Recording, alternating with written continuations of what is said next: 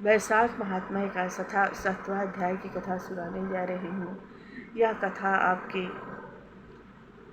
बहुत मन को शांति देगी, आपको मोक्ष देगी, आपका सभी पाप हर लेगी, सभी दुख हर लेगी, आपके संतान को बल बुद्धि विद्या देगी, सुख देगी, आपका हिवात बना रहेगा।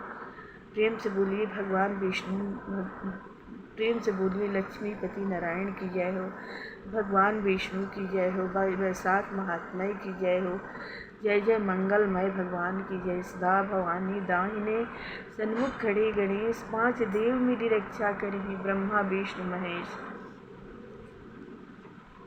प्रेम से बोलिए गौरी नंदन गणेश जी की जय हो। जय जय मंगलमय भगवान की जय हो। नारद जी कहने लगे कि मिथिलापुरी का राजा यह अद्भुत चरित्र देखकर ऋषि के आगे हाथ जोड़कर खड़ा हो गया। कहने लगा कि महात्मा, इस धर्म को विस्तार पूर्वक सुनने की मेरी इच्छा है, जिससे यह इक्ष्वाकु वंश का राजा मोक्ष को प्राप्त हुआ।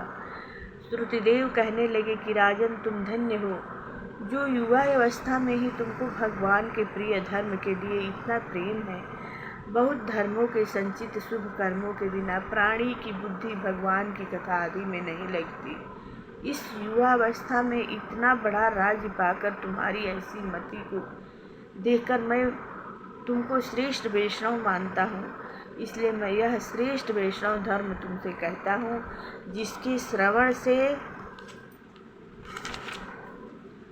जिसके श्रवण मात्र से प्राणी जन्म मरण के बंधन से छूट जाता है।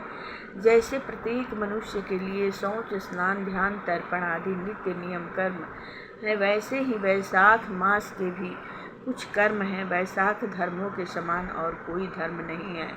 जो कोई इन धर्मों को नहीं करता उसको स्वर्ग प्राप्त नहीं होता। जैसे बिन राजा के प्रजा उपद्रवों से नष्ट हो जाती है, वैसे ही बहुत से धर्म भी नष्ट हो जाते हैं। वैशाख मास के धर्म जैसे जल का घड़ा देना, प्याऊ लगाना, मार्ग में छाया करना, जूता, खड़ाऊ, छतरी तथा पंखा का दान करना, श्रम को दूर करने वाले गोरस का दान, बावली, कुआं, तालाब तथा धर्मशाला आदि बनवाना, नारियल, ईख, कपूर और कस्तूरी आदि दान करना, चंदन आदि सुगंधित द्रव्य, सैया, खाट, आम और दूसरे फल पुष्प, सायंकाल समय, शरबत, पूर्णिमा के दिन सब तरह के अन्न पान का दान करना, चैत्र की अमावस्या को करील का दान करना, सूर्योदय से पहले प्रतिदिन स्नान करना, भगवान का पूजन करना, कथा सुनना, गौओं को घास डालना,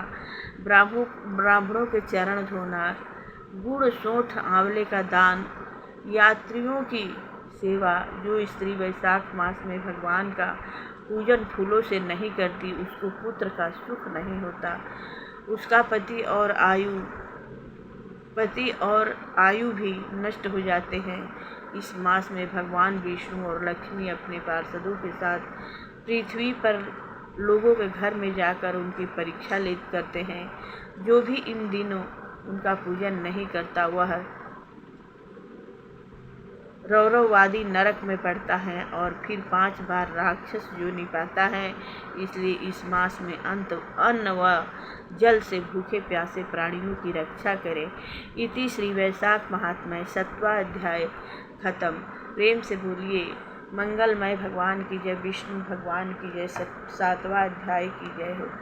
जय जय अष्ट सिद्धि नवनिधि की जय। जय हे प्रभु, जय हे नारायण। बाल बच्चा के सद्बुद्धि दी, हे प्रभु।